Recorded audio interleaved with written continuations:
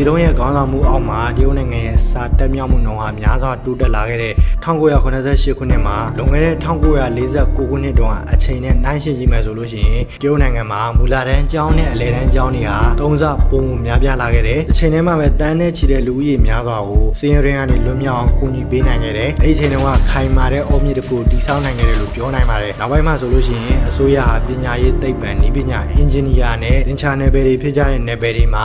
မဟာဗျူဟာကြကြရင်းနှီးမြှုပ်နှံမှုတွေပြုလုပ်ခဲ့တယ်။ဒီအတွက်ကြောင့်ပဲနိုင်ငံတွင်းမှာအရည်ချင်းရှိတဲ့သူတွေကိုစူးစီးဖို့အတွက်ဖန်တီးနိုင်ခဲ့တယ်။အဲဒီအချိန်တုန်းကသူတို့ပြောခဲ့တဲ့စကားကမျိုးသမီးတွေဟာကောင်းကင်ရဲ့တဝက်ကိုထမ်းထားတဲ့သူတွေပါဆိုတဲ့စကားအတိုင်းပဲ1950ခုနှစ်မှာအတည်ပြုခဲ့တဲ့အိမ်တော်ရေးဥပဒေကအမျိုးသမီးတွေကိုပုံမလွတ်လပ်ခွင့်ပေးခဲ့တယ်။အဲဒီအချိန်တုန်းကမိဘတွေကစီစဉ်ပေးတဲ့အိမ်တော်ရေးနဲ့အတင်းကျပ်လက်ထပ်ခိုင်းတဲ့အိမ်တော်ရေးတွေကိုတရားမဝင်ကြောင်းသတ်မှတ်ခဲ့ကြတဲ့အမျိုးသမီးတွေကိုကွာရှင်းပိုင်ခွင့်ပေးခဲ့တယ်။အခြားနယ်ပယ်များစွာမှာအမျိုးသမီးတွေကိုဒန်းတို့ညီမျှအဆင့်လိုရအောင်ဆောင်ရွက်ခဲ့ကြတယ်